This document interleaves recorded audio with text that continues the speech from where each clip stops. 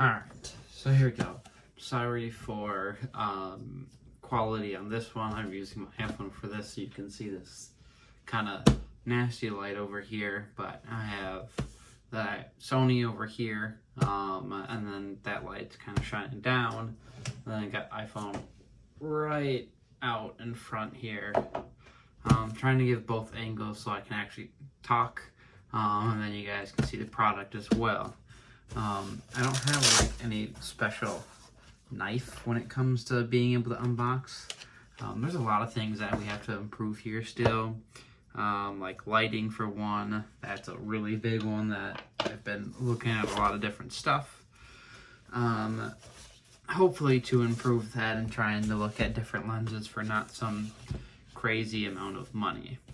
Alright, first ever unboxing experience. Well, on camera, not total.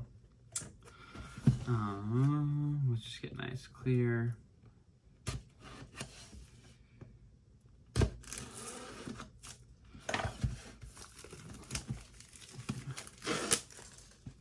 That's the beautiful sound of the saran wrap. Alright, so, like I said, WH-1000XM4s. I always forget the names of these because they're so long.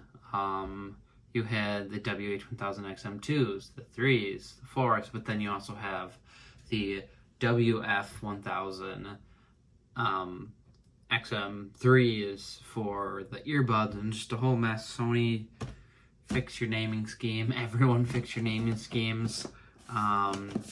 So on these, like I said, predecessor to the XM2s, successor to the XM3s. XM2s I had the XM3s as well. Now I will have these. So what improved on these was battery life a little bit, I believe. But main things was a little bit of better noise canceling, a little bit better audio quality. They did change the actual material on these. I felt them before in Best Buys, and it's a different material than what the 3s were. I actually think it feels a little bit nicer. But they added multi-device support, which is going to be the biggest thing. That's that real added benefit to kind of switch between devices pretty simply. All right. So I'll put that over there. Have this nice little easy setup with the app thing. So case-wise, looks like it's basically the exact same as you had on the 3s. The 2s was a little different. It wasn't this kind of fabric-y. It was more of a, I think it was more of like a plastic one, whereas this you kind of get that fabric with that nice little pocket there on the back. What else in the box do we get? 360 audio, that's one thing. So they have this 360 audio. I use Tidal for streaming, so it does work with some things on that, but I've never really tried it to its full advantage. Let's see. Just other stuff with it, what's included and everything. So one nice thing is, and this is kind of not as relevant anymore with some things, but they do include, on the box here, you can see it, the old airplane adapter there.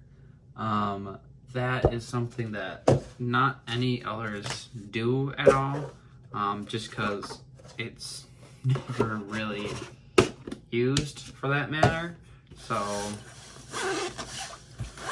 let's get these out here. So exact same setup as it was before, with the headphones in there, so you typically always have that right one actually put down like that.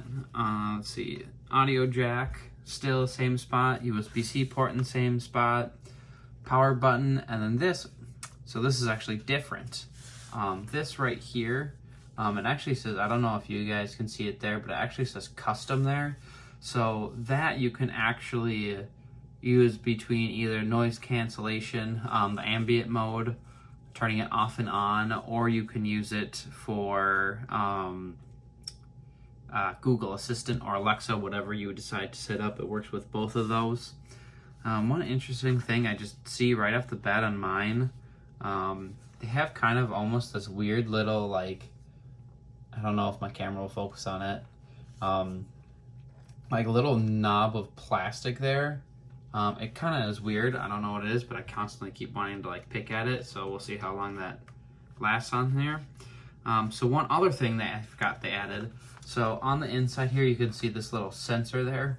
It actually added support for when you're putting the headphones on. They will recognize when you're putting them on and when you're taking them off for that pause and play.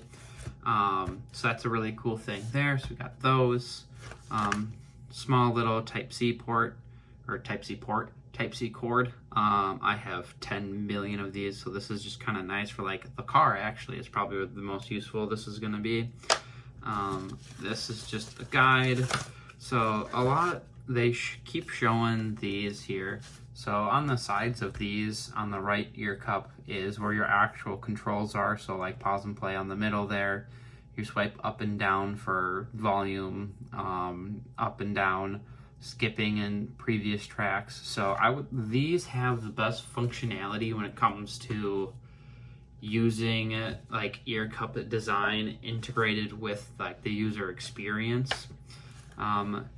Same USB cord, or not USB, microphone cord, auxiliary cord, whatever you want to call it, in the box here with that right angled one, and then the standard.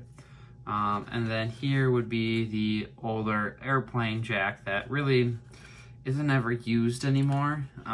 You're typically just gonna find a standard headphone jack there. I guess I don't really need either of these in the box because I don't ever carry these with me, because I already have them in general. They do have a black version of these I really like. I've actually had, so they call this silver. I would say this is champagne 100%. I don't believe that it's silver at all, personally. It's more champagne. That's what they actually called it on the XM2s. They switched it to silver on the 3s, and even then they still didn't look silver. But they have this kind of copper accent here, whether you get it in the black or the champagne, I'd call it. But I guess they're gonna call it the silver. All right, yeah, it's definitely a different material. I kind of like it though. The ear cups looked a little bit better shaped actually. But let's put them on for the first time. Turn them on.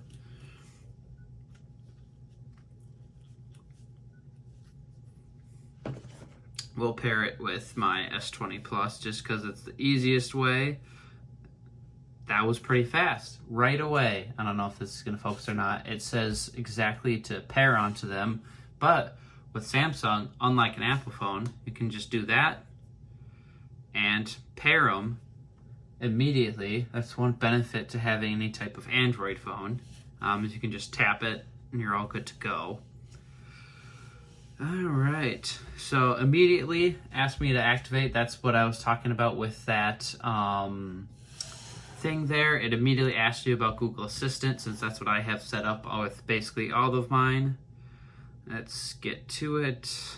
Ooh, wow, it's even a little different diagnostic here within the Google settings. We don't really care about any of that. Let's go to the headphones. I should have this installed. Yep. The headphones app here. Let's get that going.